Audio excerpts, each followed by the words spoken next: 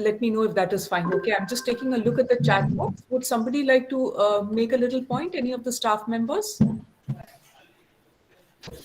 Prasanna sir, recording has started by VESLARC. Yes, recording is started. Yeah. No, ma'am, you can go ahead. Okay, great. So students, is that okay with you? Is the format okay with you? First, we'll see some slides, and after that, we will have a longer segment for Q&A so that you can ask the doubts. Okay, so we are seeing some answers coming in. Good, lots of yeses coming in. Good, good, good. This actually helps us. So keep your questions towards the end so that firstly, we finish everything, because you never know, the question that you have might get answered in one of the concepts we discuss. And then after that, if you still have questions after we finish, do let me know. I'll be more than happy to help you figure an answer out. I'm not saying that we can claim to have all the answers, but we'll definitely try and guide you as best as we can. So on that note, let me just share my screen with you. And I'm going to take you to the part that deals with today's topic, which is preparing for the interviews. So essentially, oh, I'm sorry. Just give me a moment. I just lost my screen share. Essentially, we are saying that what is the kind of homework? How do we get started? And if some of you right now have this question that, are we too late in starting off? The answer is no, you're not too late in starting your preparation. Of course, the younger, the better, the earlier, the better. So if we can start this process a few months before our interview, that's terrific. Even if we can't, a few weeks before an interview is good. Even if it is a few days before an interview, that's fine. Even if you have just 2 days or 1 day before an interview, that's still fine. The basic principles don't change. What will, of course, change is the depth to which you can prepare. Because time being a certain limited resource, one can increase one's efficiency about its utilization to some degree, but there is a threshold over there. So please don't worry, students, in case you have, let's say, an interview coming up in 10 days or 15 days, and you're thinking, oh, how will I put into practice all that ma'am is saying? The same principles apply even if you're preparing in just one single day. So what are the things to keep in mind? The first is, there are 3 areas or 3 domains which we need to know really well if we want to be confident and have a good performance. The first is ourselves, because this is a subjective domain where there are questions asked on strengths and weaknesses, your hobbies, your role models, what you want to do in future, what would you do if money was not a question in your life, etc. So this is the self, your leadership traits, or examples in your life which show that you have certain strengths in you. The second domain is that of course, what you have studied. So let's say you have studied data science. Let's take an example. Or let's say you're an IT student. You could have studied any subject. How well do you know the fundamentals of that subject? Number 1. Number 2, do you also know the current trends in that subject which are beyond the syllabus? Because the syllabus gives us certain basic inputs, but our job is not to stop with those inputs. Our job is to take that further into industrial application, to look into the current trends, to see what companies are actually doing, where are the places where new work is happening in those areas, etc. The third domain where we need to do the homework, and this is the part many students miss out on, is about the company that we're applying to. Any company whose interview you go for, without fail, you need to invest several hours into understanding what the company is all about. And as I take you forward into the slides, I'll tell you more about this. But for now, what you need to know is, A, when was it created? You need to have the facts in place. What are the main products, etc.? What are the services that it offers to customers? Which are the locations where you have offices? How many employees does it have? What are the main verticals that it has? Are there different units? Are there separate subunits within the company? What has been the sales like? What has been the profitability like? What is the market share? Who are the competitors of this company? Who are the other vendors and suppliers? Meaning, what is the ecosystem of the company? Let's take an example. If I'm in Infosys today, if let's say this is Infosys that you're talking to, then Wipro and TCS would constitute my competitors, but at the same time, they're part of the overall ecosystem. The government, the tax agencies, various other regulatory bodies would be part of my other stakeholders group. The thing is, when it comes to my customers, I might be competing for the same kind of customers that an HCL or a TCS or a Wipro competes for. So what is the stratification? Is there a difference in the customer profiling? Which company is growing at what rate? What are its strengths and weaknesses? Of late, has there been any issue within the company which has come into the press?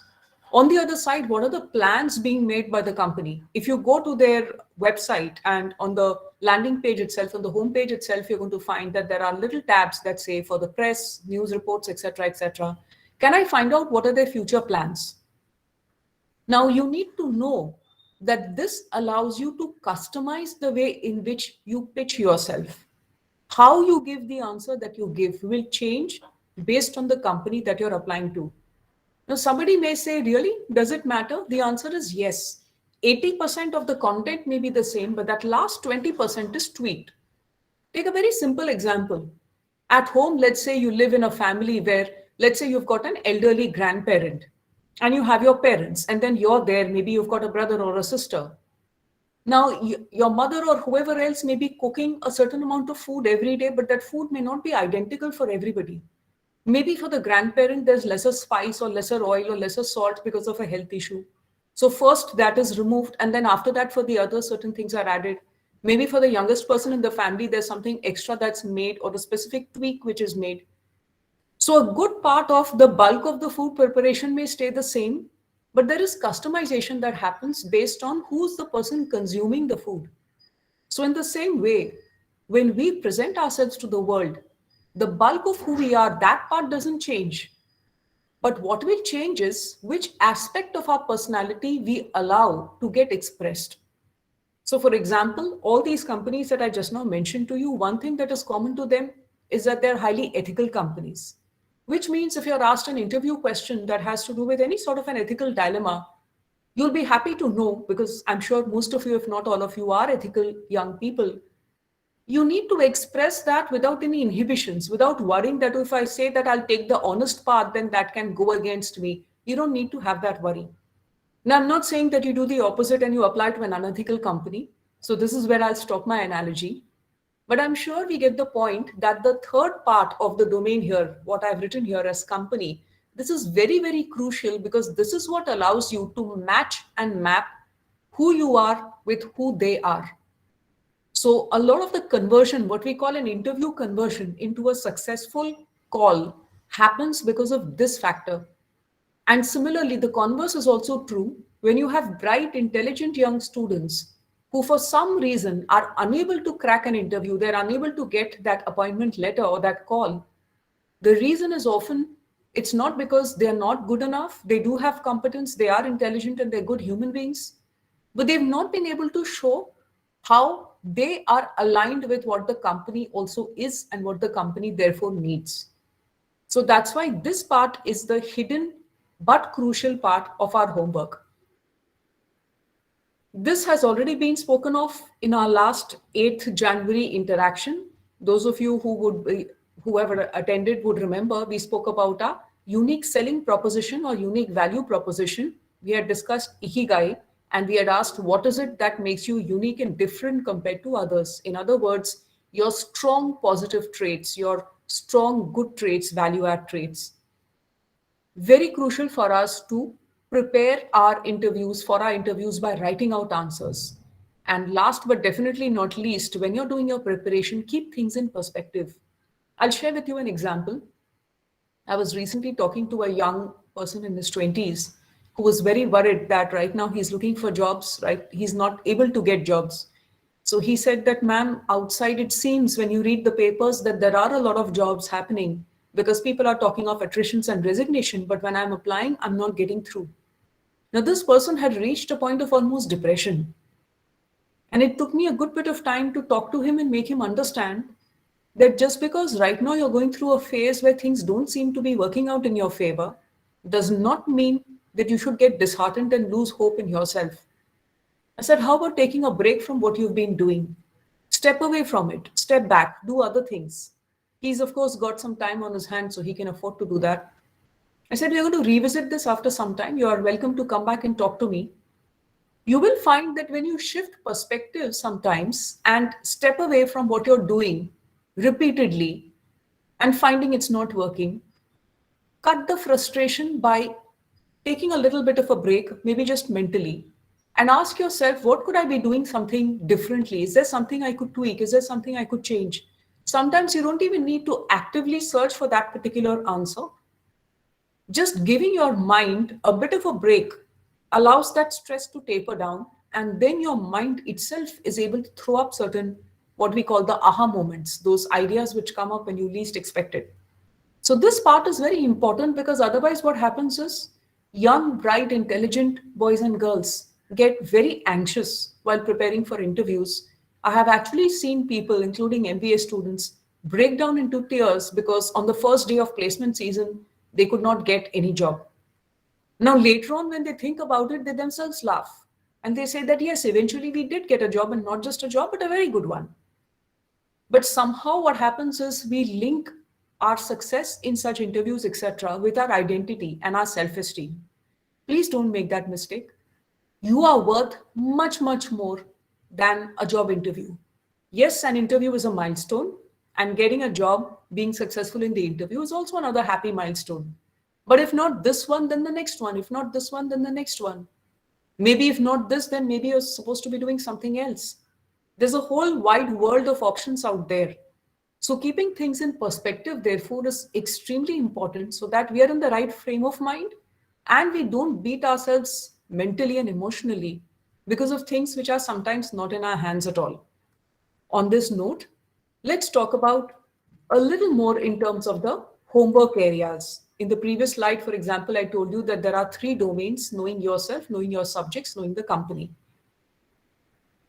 If you want to deconstruct some of that, the first thing is therefore to be very thorough with the fundamentals of the subjects that you have done, which means right from the first year, whatever concepts, definitions, theories, terminologies you're supposed to be familiar with, you must be familiar with. So it's a good idea to either make flashcards or make a table, maybe as a Word document or something, or just write it down in a diary or a piece of paper. Decide what are the terms you want to cover, be thorough with those. If you think this is too arduous, break it down into sub-segments. Look at the subjects you've had. Now, if you've forgotten what subjects you have, just go back to the results sheets that you have, so you know what are the subjects you covered. This does happen. I've met students who, after 6 months of having finished a course, have actually forgotten that they did such a course, which doesn't speak very well. More than for them, it doesn't speak very well of the person who taught them, because somewhere it means it didn't leave a mark. But then the process works both ways. So the fundamentals have to be thorough. I've been a panelist in interviews where I've asked, let's say, a BPharm graduate a basic question on pharmacy, because I would only know how to ask basic questions, and that person has floundered.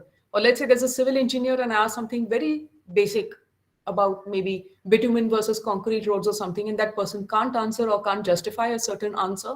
There's a problem. So the basics have got to be in place, and this is something which holds true time and time again. You can always build on the basics. You can always customize based on which company you're applying to, etc. It's also very good for you, if you want to have an edge over other candidates, to identify in advance what are your areas of interest and research. And how many should you have? At least three. Why three? Because you're being realistic. Not four or five or six, that's unmanageable, and not just one or two, because that is too few. In case you're not able to work in that particular area of interest, there could be a problem. So for example, if you have any full stack developer interests, or if you have done anything related to machine learning, or if you are, let's say, into blockchain, or if you're doing a course on, let's say, cryptocurrency, make a list of just maybe three such domains. And again, please note, when you say I'm interested in something, you need to demonstrate that interest. Have you done a Coursera course? Did you have a subject in that domain? If you had a subject, have you maybe written a paper on it, or done a presentation on it, or spoken to somebody, or watched some people's videos maybe for several hours and therefore gained more knowledge? Just saying I had a subject and I found that interesting and that's why I want to learn further, that doesn't cut much ice. So there needs to be something demonstrable to show that yes, you are serious about your interest. Doesn't matter if your area of interest is not the popular or mainstream area of interest, students. Please note, you could have a very different and offbeat kind of interest. Just make sure it's aligned with what the company wants. So if you say cryptocurrency or if you say blockchain, etc., and you're working for maybe a fintech company and you're applying for a fintech company, that's perfect. But let's say you're applying to an ed tech company, let's say a Byju's or something. Now, there, if you say that I'm looking into cryptocurrency, maybe that fit is not going to be so good. It's not wrong, it's not harmful at all, but there is no clear benefit to the company by hiring someone like you. Which means when you're making this list, put yourself in the shoes of the person listening to you, your potential recruiter, and ask, in what way does this person benefit by hiring someone like me? This I have already mentioned in the previous slide when we were discussing that for the company, get into the details of various things. What are their sales? Which are the markets they work in? Are they only in India? Are they international? If they're international, how much of their market portfolio is from overseas? How much is from India? What are the challenges they're facing? And what kind of challenges are they? So I would even suggest go to the extent of checking out, if you can in the internet, search for the pestle analysis. You know what's pestle. I'm sure all of you know what is SWOT and PESTEL. If you don't, please Google it out later. So the acronym stands for your political aspects, the economic, the social, the technological, the ethical, and the legal aspects. So all of this comprises the framework within which the company works. So we are used to a SWOT analysis, strength, weakness, opportunity, threat, but a PESTEL is good. In fact, as you go forward, there are many more such business models you can apply. I'll share with you a little trick which I normally give for my MBA postgrad students, but I'm sharing it with your batch here. Go beyond these business models.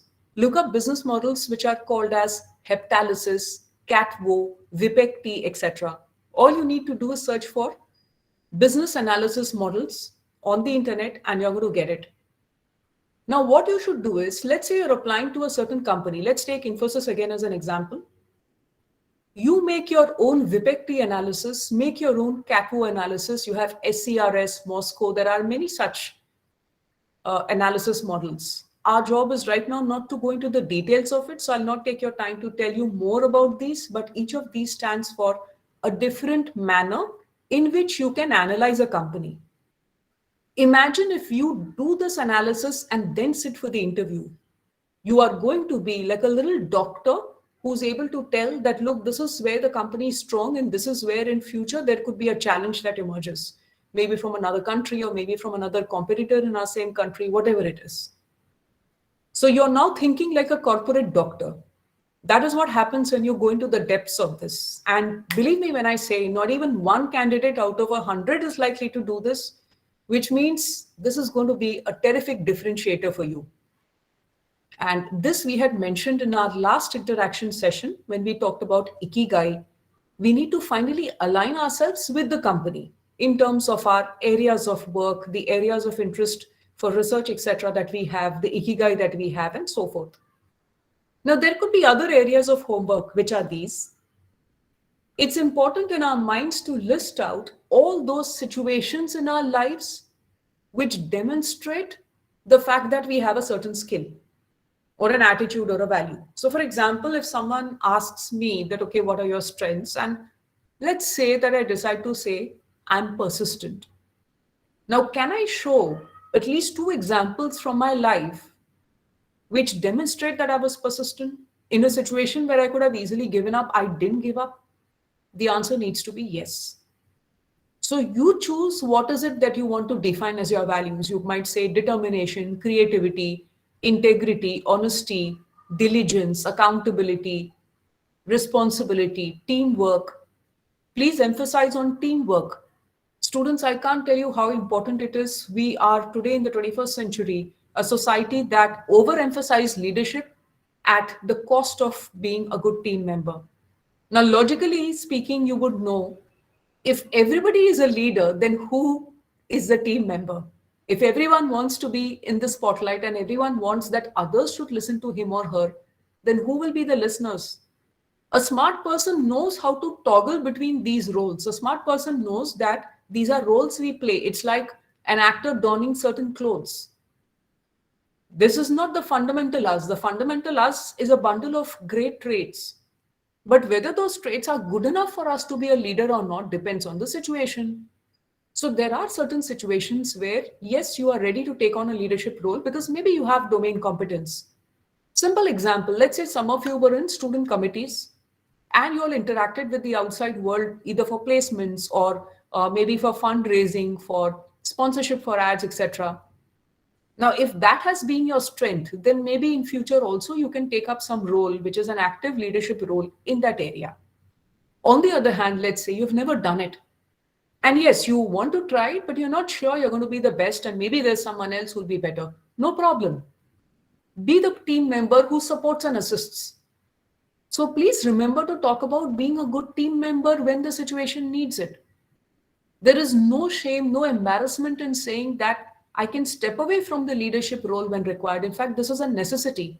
The best of leaders know that it is impossible for any one person to be terrific in everything.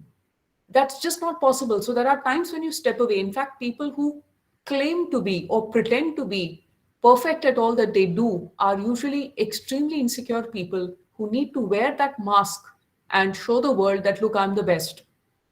Now, we don't want to be there. We need to be honest and down to earth. But we need to be very sure in putting forward our points and saying, I may know this much, but I'm extremely sure of what I actually know.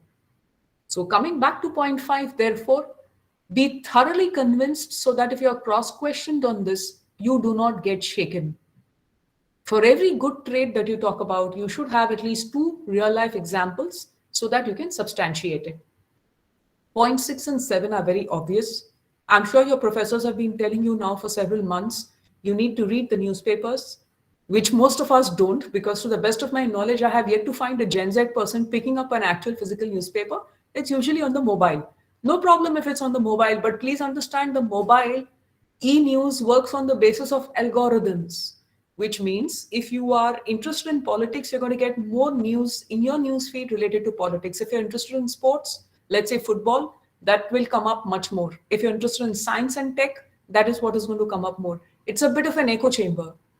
You run the risk of losing out on other things which you may not have searched for in the past.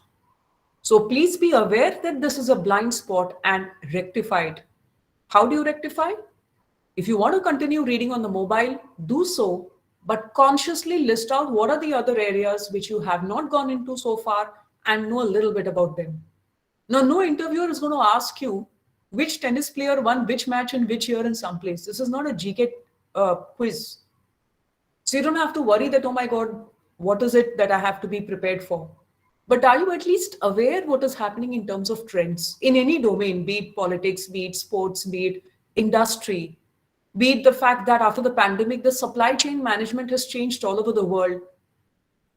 In any domain, can we speak sensibly with some facts for a small duration of time at least? The answer needs to be yes. So your reading needs to be thorough and do it with a sense of just curiosity. Don't say, oh, I have to prepare for an interview, so therefore I must read 2 articles today or 5 articles today. That's no fun. Scroll through it, pick up ideas, let that sense of wow be there, let that curiosity be there. And every time try to come out of the comfort zone of interest and go into topics you're not so interested in, read up on those as well. Do it as an exercise, you'll find it works beautifully for you. For example, I don't know if those of you who are from the IT computer science domain are aware of these websites. If not, do check it out. These are just some examples that I'm mentioning to you. There are many, many more. Based on your specific subjects and what is it that you're majoring in, you will be able to find lots of websites which give you detailed likely questions example. Also, a website like Glassdoor can be phenomenally useful because you have employees of the best and largest of companies, sometimes anonymously, sometimes with their names, writing a lot of feedback about the companies, the processes, the pros and cons of working there, the strengths and weaknesses of the companies. Having this at the back of your mind, it helps you because you sort of know which way you're headed in. You know the kind of thoughts which are likely to be there coming up in the interviewer's mind when he or she is asking you the question, and you can respond accordingly. Now let's come to the second part of our discussion. So far, we have talked about the homework. Now we're coming into the actual questions. In this slide and the next slide, I will show you Very quickly, a few common questions. For the sake of convenience, I've just taken 12. You can have a much longer list of questions, but these are extremely common questions. So, the very first question is something which I always suggest to students to work thoroughly on. Tell us something about yourself. And you need to have two versions of the answer for this question. The first version should be what we call the condensed version, a 20 or 30-second version, which you use in case in the online interview you find it's just an icebreaker. But you should also have a 2-3 minute long version, which is to be used at the time when you feel that they're asking you because they genuinely are interested. Now, suppose you have a question, how will I know which version to use? I don't know whether it's an icebreaker or are they genuinely interested. So, do I go with the long version or the short version? The answer is use your instinct. Look at the body language. Even in the online mode, you can make out. Let's say you've got 3 interviewer as panelists, and you find one of them is looking at you, making eye contact, and saying, "Okay, tell us something about yourself." The other two are looking down. One of them seems to be writing something, one of them seems to be on his mobile phone, or maybe they are even talking to each other and collating the marks for the previous candidate whose interview they took. Then you know that you're supposed to use a small version. But the trick is, after you use the small version and the other people's attention is also now there with you, you can ask, would you like me to elaborate on what I have just said? Which is when you add things from the longer version. If they say no, that's fine, no problem. If they say yes, please continue, take it ahead. One common mistake which is made by most students when this question is asked is they repeat things which the interviewers already have with them. For example, I'm a student of XYZ college. I am majoring in this subject. Or I did my 10th board exams with so many marks from this school. Or my 12th board exams, I scored this much. We don't want that. People don't want that. And any good interviewer would have already gone through those transcripts. It would have been shared with them online on Google Drive way before. And typically, before they start asking you questions, they are going through that so that mentally they can quickly think of what questions to ask you. Don't use your air time for this first question to say the same things which are anyway there with them. Use this time to craft for yourself a personality, your personality, which you present to them. So, what should be some of the things you talk about? Talk about very quickly, you're completing a certain course, whatever course you're completing. Let's say, take for an example, suppose I say that I'm finishing my graduation with computer science this May and my interest areas are dot, dot, dot. So from there, I'm launching into what are my interest areas that I plan to work in domains A, B, C. In terms of subjective qualities, these are my strengths and traits that I have. In terms of my team member skills and leadership, this is who I am. My role models are XYZ, and what inspires me or my hobbies or whatever else you want to add are this. So just 4 points, maybe 4 or 5, very neat, crisp, well structured. There are quantifiable things such as whatever is your subject. There are also qualitative things. For example, your traits. It's a mix of both things. And please remember again, when we talk of role models, I think I have that as a question coming up. Avoid saying the names of your family members as role models. If you want to, no problem, but then add as a role model somebody at a national or international level whom you're inspired by. Because I can tell you as an interviewer, when we listen to every candidate coming in and saying, my father's my role model, my mother's a role model, it doesn't really tell us much. Again, you're not utilizing the airtime well. Yes, definitely for granted, you can have your parent as a role model or your grandparent as a role model, nothing wrong, but then it doesn't allow the interviewer's mind to understand what you're trying to say because the interviewer doesn't know your parent or grandparent. So what are the traits you're trying to talk about? It's all in the air. It's not got a root. It doesn't have a base.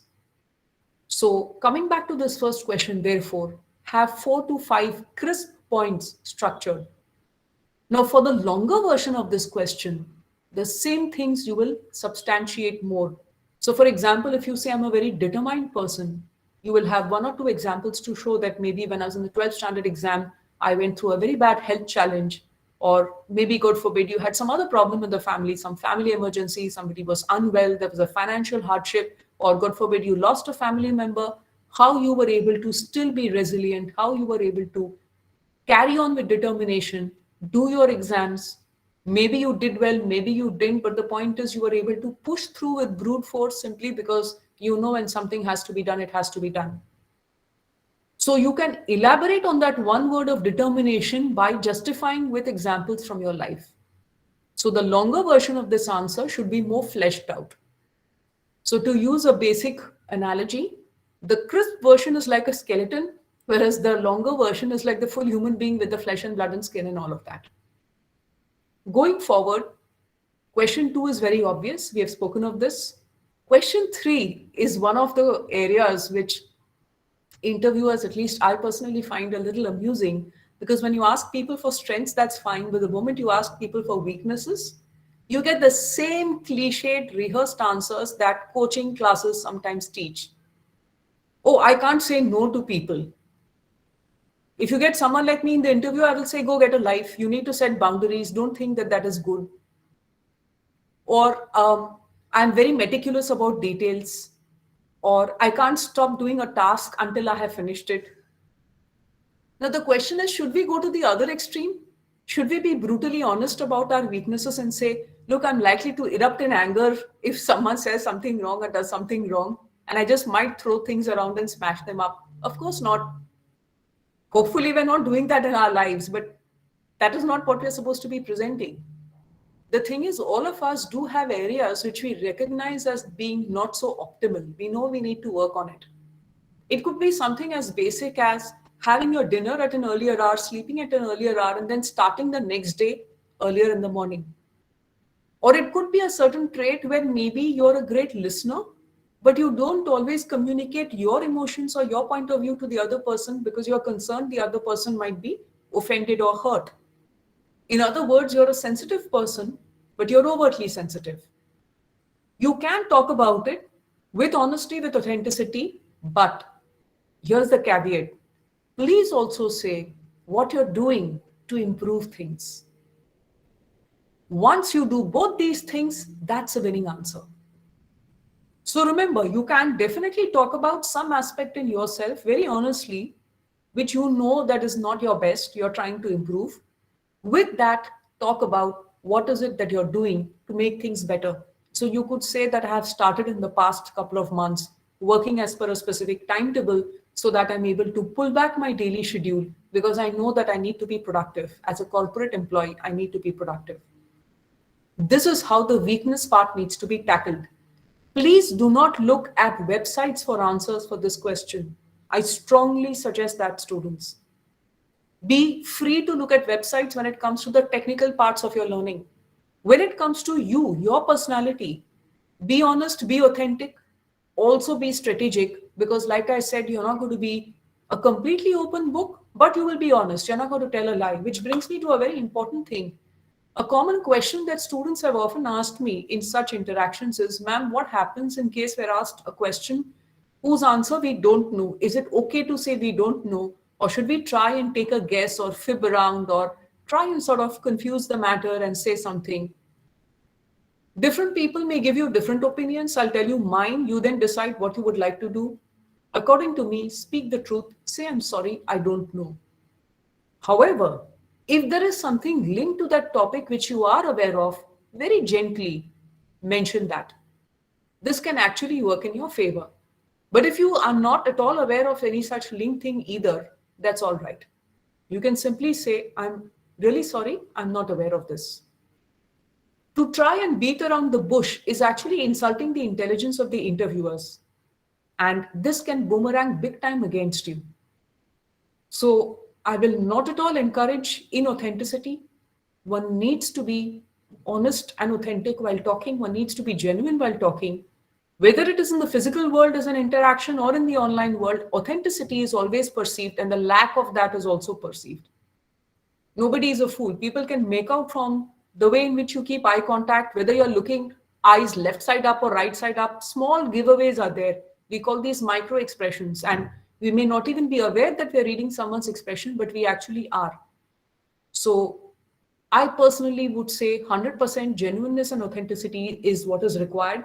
And you don't need to worry about being honest and authentic. Some people say, ma'am, if we do that, aren't we being Harishchandras? In today's day and age, can you actually get jobs with that? The answer is yes. If you're competent, you can. Because you're getting paid for the domain competence which you're bringing in, the skills that you have, your dedication and sincerity, along with the knowledge that you have. So your honesty is actually your strength. It's not a weakness. Unfortunately, we live in a world where a good person becomes afraid of showing that he or she is a good person because we are worried about getting exploited. Don't be. That's like your superpower. Go ahead and use that well. Questions 4, 5, and 6 are fairly simple. So, as you can see on the slide, they're simply about talking about the fourth one is about examples. And this I've mentioned in the past. So, your leadership, your teamwork, crisis management, etc. For future plans, you need to have a 3-year and a 5-year time scale. You don't have to think of too much beyond that, but you can mention in general in life, this is what I would like to do. Please make sure when you talk of future plans, have points in your professional domain and personal domain. So, for example, let's say you want to learn a foreign language. Recently, someone told me that she's been watching a lot of K dramas and she started learning Korean from Duolingo. And her plan is to visit Korea after the pandemic is over. Now, that's not exactly the kind of thing you should be telling an interviewer because you don't know in what way it will be perceived. What you could do is talk about how you're interested in culture. So, therefore, you can talk about the language learning. You need not talk about wanting to visit a certain country, not unless it's aligned with whatever the company is and your ikigai and all of that. So, be a little mindful. See, being authentic doesn't mean all 100 things about your life have to be put on the table at the same time.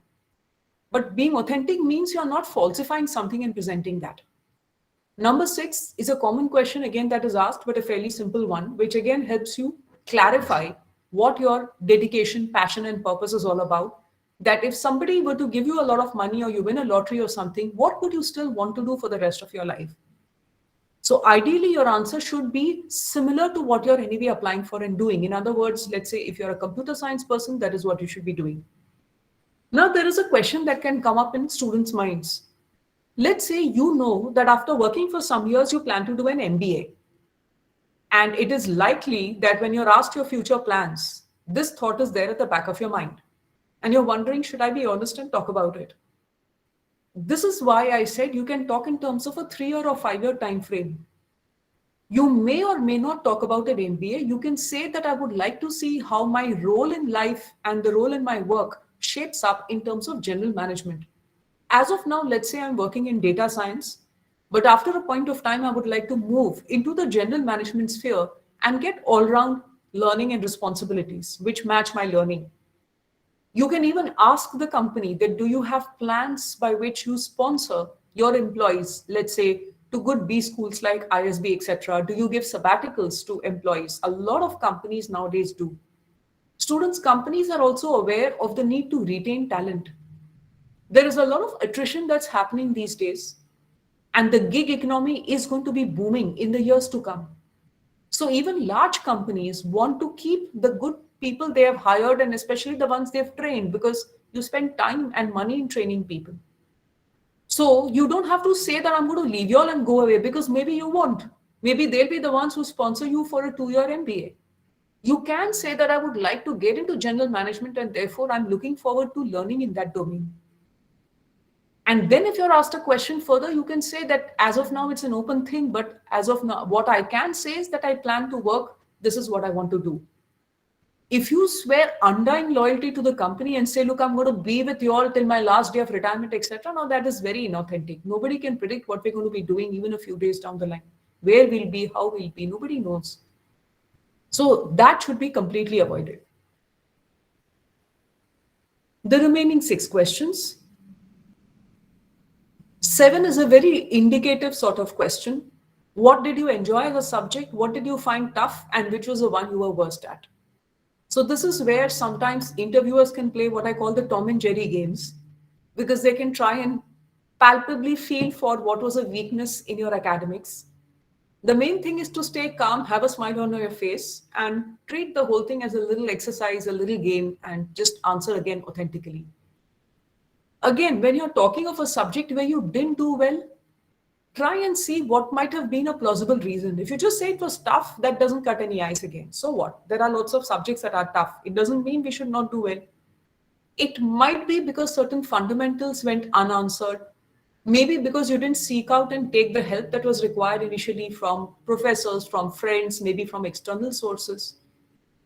Or something went wrong in one particular part of that subject and then you found that you're losing interest in it. If you say that, also talk about how you have corrected that trait or that habit of yours. So that now you can say that I try and nip a problem in the bud. If I find that there is something for which I need help, I don't hesitate to reach out. Number 8 is a very subjective oriented set of questions. Our personality type, do we get anxious? Do we get stressed? Do we get angry? Are we fearful? Again, over here, be balanced in your answer.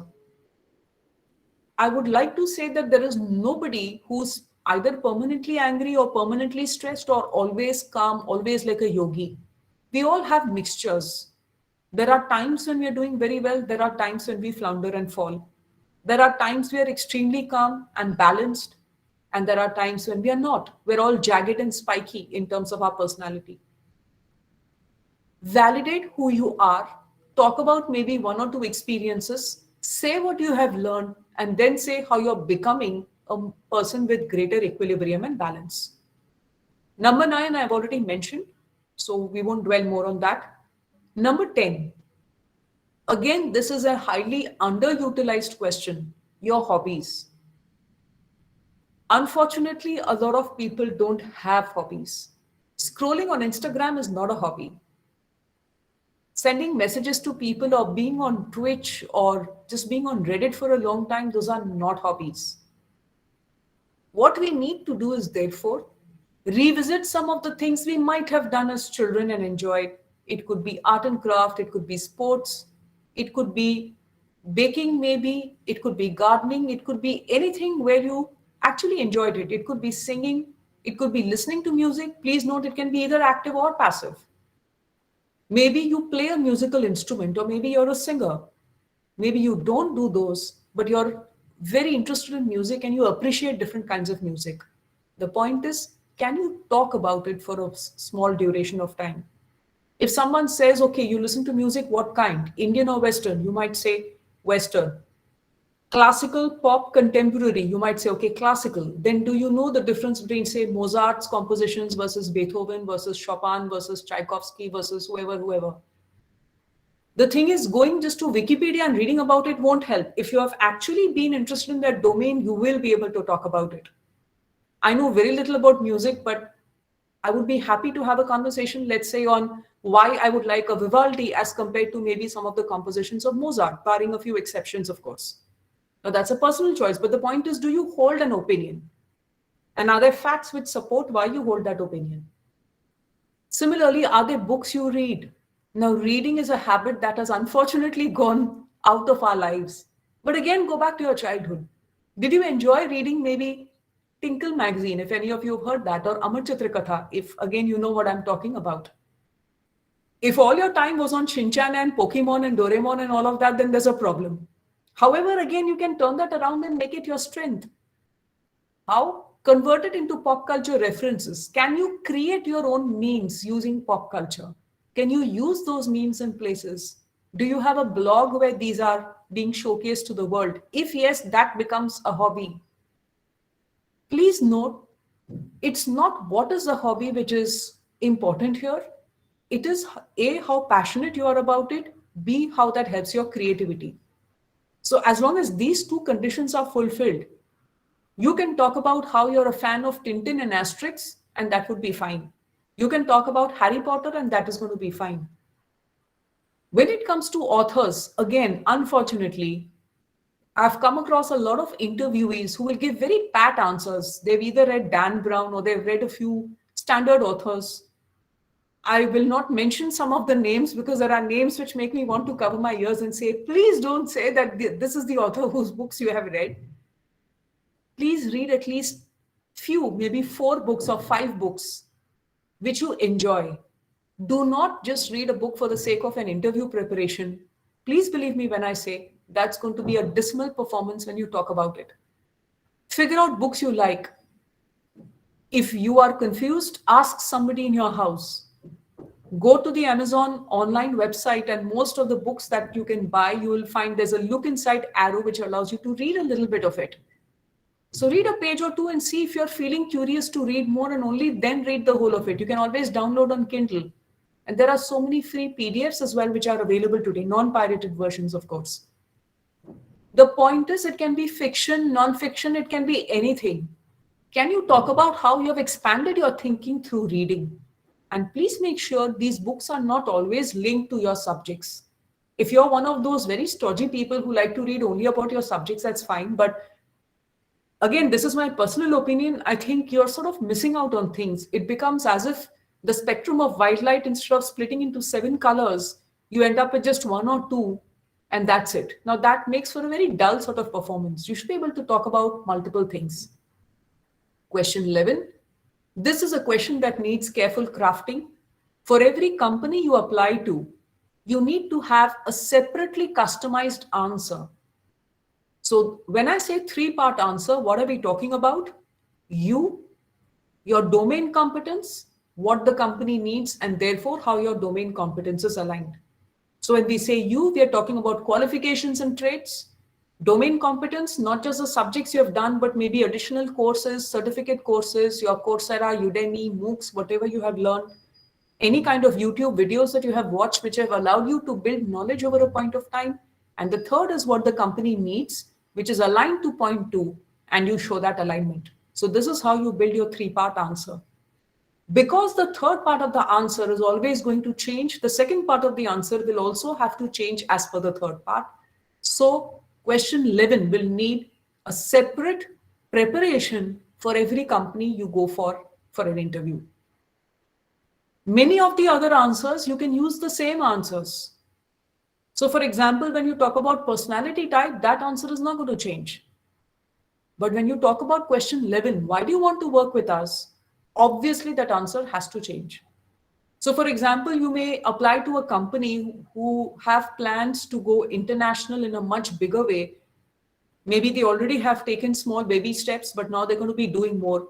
Can you read on, let's say, a marketing concept called beachhead marketing, which means first setting up a base in a small place and then using that to expand, which is the opposite of what you call as spray and pray, meaning bombarding an entire place, an entire country or a region with marketing inputs, but then not being sure if it's going to be effective. So please read up in detail about the company, link it to your answer of question 11. Question 12, these are highly unpredictable questions. Out of a panel of 3 interviewers, you may have one person who asks you all these very freaky, very random sort of questions. That suppose you're sent to an island all alone, then what will you take with you? Or suppose you're put into a situation where you have to pay a bribe to some company or some person, then what will you do, etc. Please note, some of these questions do have a right answer and a wrong answer. So the bribery question obviously has only one right answer. But if you're asked, what will you take with you to an island? There is no one right answer. You can justify a whole range of options out there. So these are what we call the hypothetical situation questions. Here you can do well, provided you have done the homework when it comes to the other parts, your self-assessment, your personality, who you are, etc. And you're able to link it to the wider world. On this note, with these 12 questions discussed to some level of detail, we now go into the final segment where I talk about the strategies. I am just going to pause for a few moments. In case you want to write down and jot down very quickly a question that you have, please do so.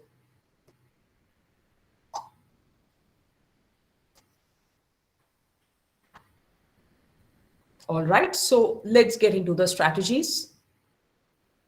One of the most common errors made by students is because of nervousness, they do not hear the question properly and they rush into the answer because they've been told you will get 10 minutes, 12 minutes, 15 minutes, and you have to make your best impression.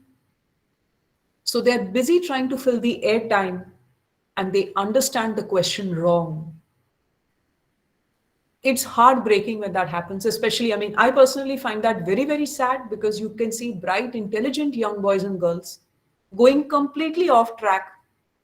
And there are times when I've interrupted people and said, I'm sorry to interrupt you, but that was not the question that I asked. Now, see, there are two things happening here. First, you've created a wrong impression of being a poor listener. Second, you have lost time. Panelists typically work with a very tight time frame. It's not worth losing time in this manner. This is equal to starting to write an exam answer and then realizing you've gone wrong and then scratching it out and restarting another fresh answer. First thing is, therefore, listen well. And if you're not sure that you understood right, paraphrase your understanding and say, if you don't mind, may I share with you what I have understood of the question? Because there are interviewers who will not be very crisp. They ramble on and on. That happens. Instead of asking you a pointed question, they will speak in paragraphs, and at the end of it, you don't even know what the question was. And there are times I have sensed if a co-panelist does that, I'm wondering that this person is going to be highly confused. Paraphrase your understanding and say, if I understand you correctly, this is what you're asking me. Then answer. When you start answering anything where there is some amount of detail involved, it's not a simple yes no question. Structure your answer into 3 or 4 points. So, for example, if you're asked, in how do you say that you're a good leader or you have leadership traits, start off by saying that let me share 3 examples from my life which talk about how I'm a good leader, and I would also like to share 1 example or 2 examples as to how I have played the role of a team member very well. So that way the person who's listening knows what is coming up. The next thing, there are times when you give a capsule version of an answer, like I mentioned to you for the case of tell me something about yourself. You can ask for permission to elaborate. And this is taken very well by interviewers because that way you're not starting off with what we call the Ramayana and Mahabharata versions. Not everybody wants to listen to that. This I have already said in great detail, so I'll not explain it further. This has also already been mentioned. Anything that you say that this is who I am, you need to be able to substantiate it. Sorry. Let me give you an example for point 6. First, let's just read the slide. I'll give you a few moments. Just read the slide.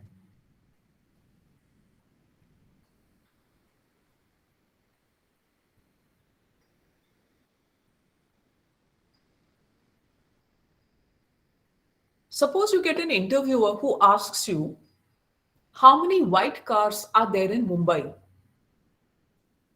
And the first thing you're thinking is, what? Did I get the person right? What's he even asking? Now, such questions are meant to find out, do you respond well to stress? And secondly, can you use your logic and common sense to find an approximation of an answer? In other words, your thinking process, your critical analysis, that is what is being seen. So you start off by saying, okay, let's make an assumption about Mumbai's population. Let's say we are taking 20 million. Give or take. We're not getting into details of which are the suburbs we are including, etc. Let's take a rough number. Out of that, how much percentage would be that of migrants? How much percent would be of residents? Let's again make an assumption here. There'll be lots of assumptions that you make, and you'll be listing out all of them.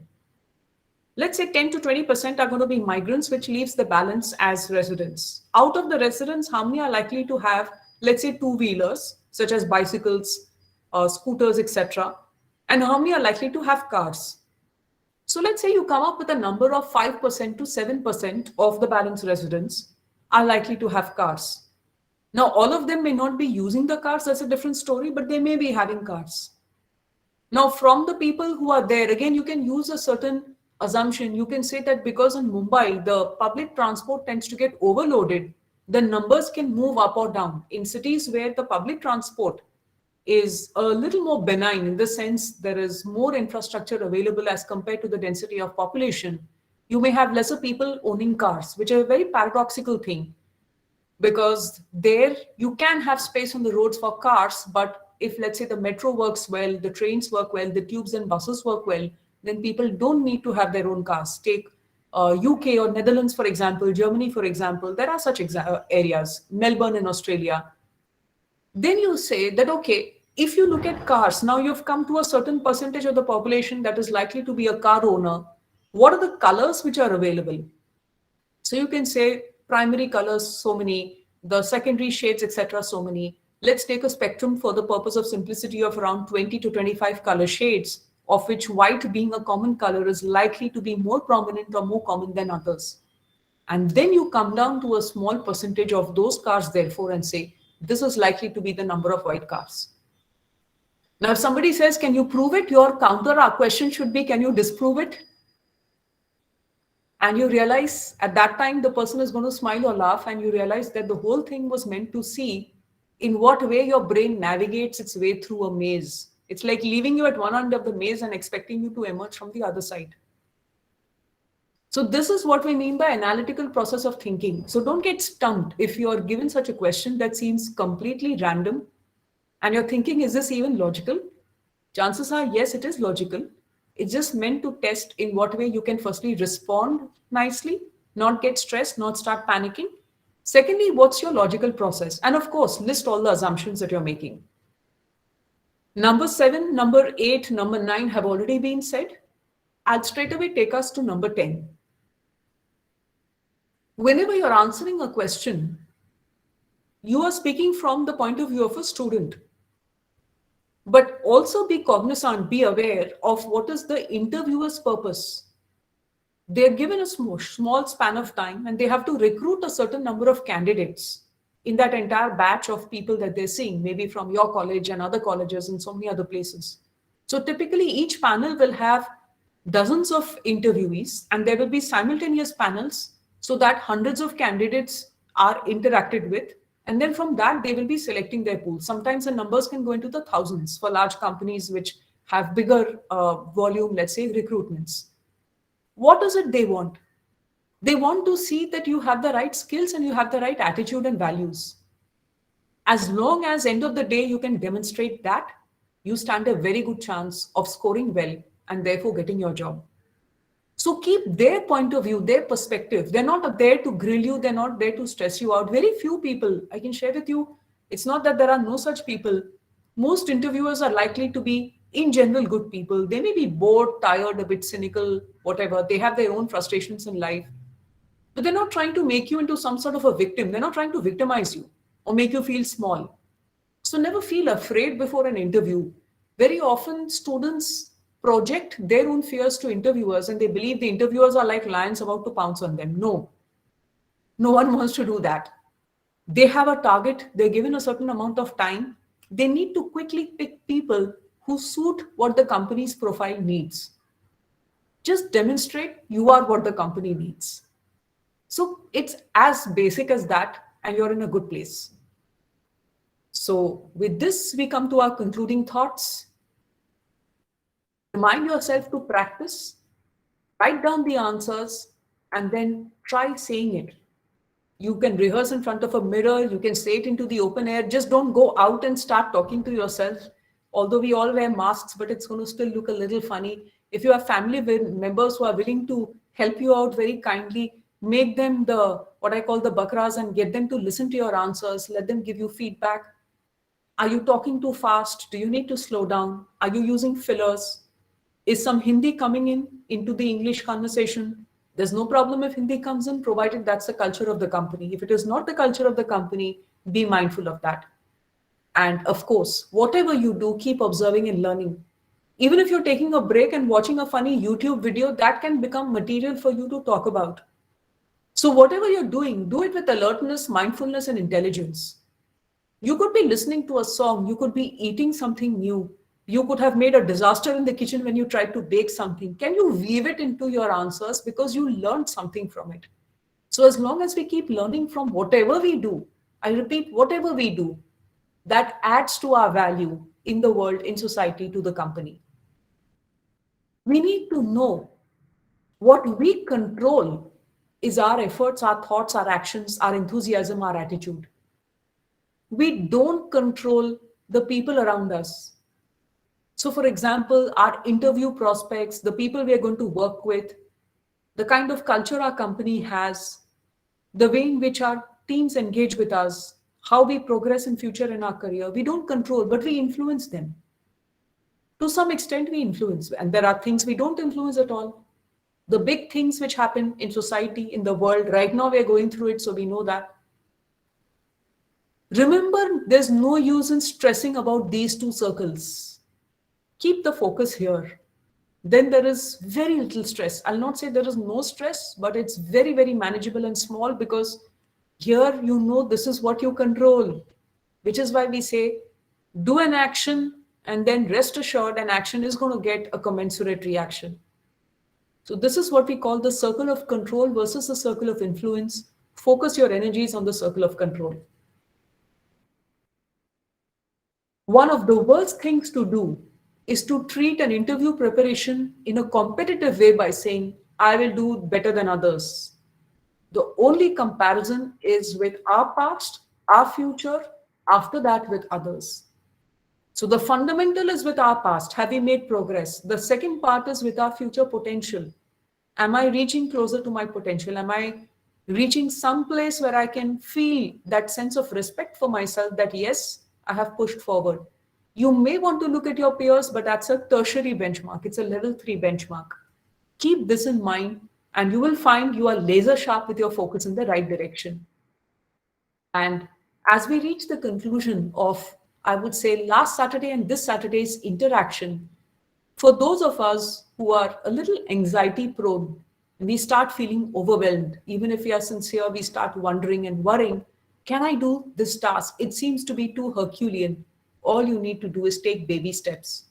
One step at a time, one brick at a time, one stone at a time. That is how we build the roads to our success. So, on that note, wish you all the very best for a very, very bright and happy future. I'm just going to stop the screen share and at this point, open up the floor for 10 minutes of questions.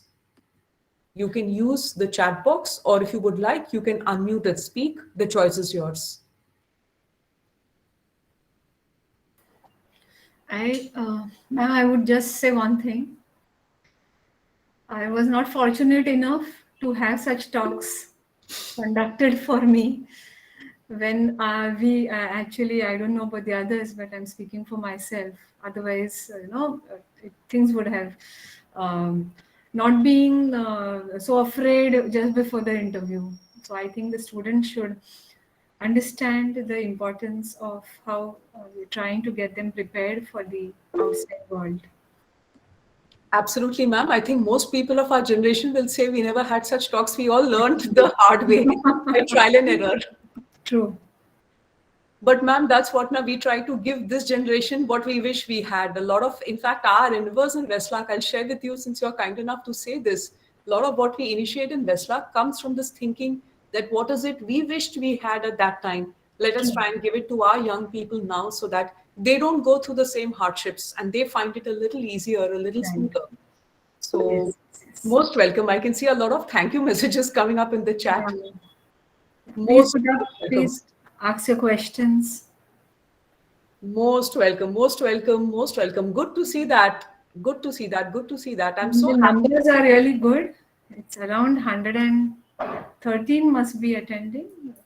Yes, yes, yes. Good to see the thank yous coming up. This is very heartening, students, because this tells me hopefully the session has been useful for you because that's important to us.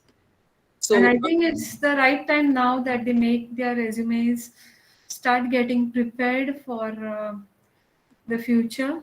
It's time now for those who wish to stop at graduation.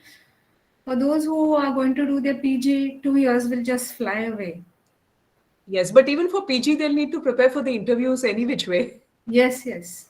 No, as in those people who are in UG, Yes, yes, they have 2 years in hand, but in these yes. 2 years, they really have to build upon their resume so that they stand out in the Absolutely. crowd. Absolutely. Absolutely. Yeah.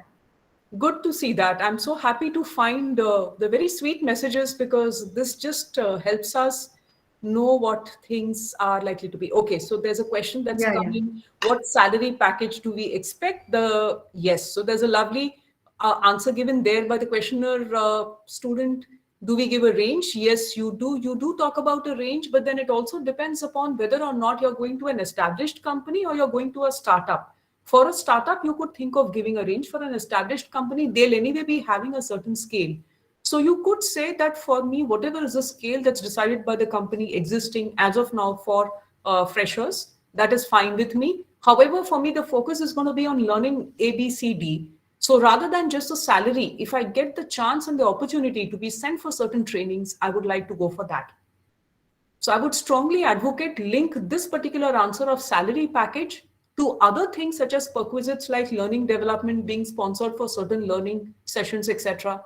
Because as a young person, as a fresher, you don't want to emphasize on the money part because frankly, barring a few people for whom financial responsibilities are high, for most people, it's not about financial responsibilities. It's more about setting up your career, learning about things, contributing to the company, so on and so forth. So focus on that. That's a good question, by the way.